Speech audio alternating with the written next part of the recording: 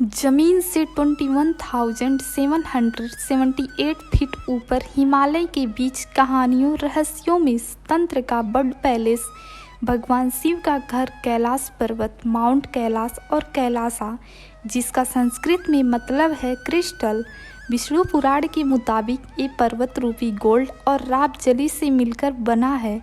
कैलाश पर्वत लगभग 2 करोड़ पुराना है। हिंदुज़म में यह माना जाता है कि कई साल पहले राजा दक्ष की पुत्री सती शिव से बेहद प्रेम करती थी। भगवान शिव किसी में भी डिस्क्रिमिनेट नहीं करते, इसलिए भगवान शिव के पास हर तरह की एनर्जी रहती है, the light and the dark.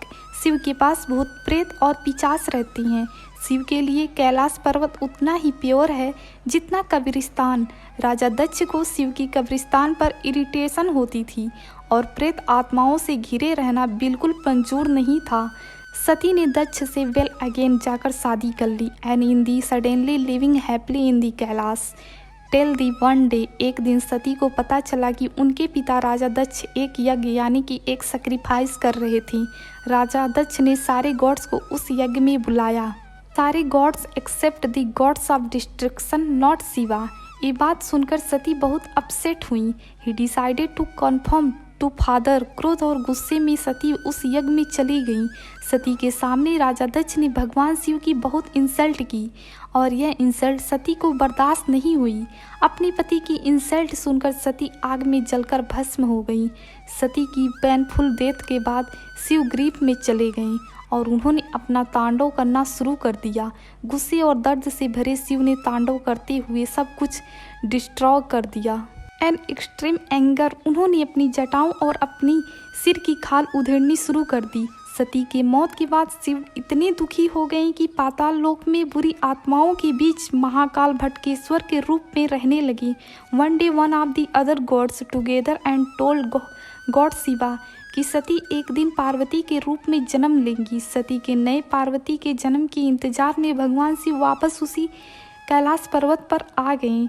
जब सती का जन्म हुआ पार्वती के रूप में, तब शिव और सती ने दोबारा शादी की और माना जाता है कि वे दोनों आज भी कैलाश पर्वत पर मेडिटेशन कर रहे हैं। कैलाश पर्वत पर भगवान शिव पार्वती के साथ 21,000 सालों से मेडिटेशन कर रहे हैं। 26 में नासा ने कैलाश पर्वत से एक पिक्चर क्लिक की थी और उस पिक्चर में कैलाश पर्वत पर शिव का चेहरा साफ साफ दिखाई दे रहा था। इतिहास में 2 लोगों ने कैलाश पर्वत की ऊंचाई चढ़ी।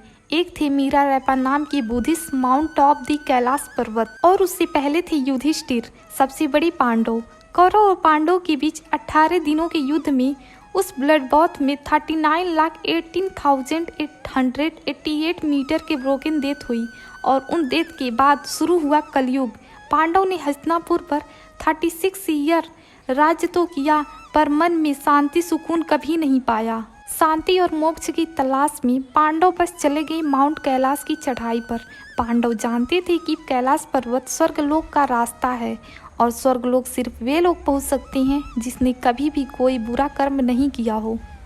कैलाश पर्वत की मुश्किल चढ़ाई चढ़ते चढ़ते द्रौपदी और 4 पांडव की मृत्यु हो गई।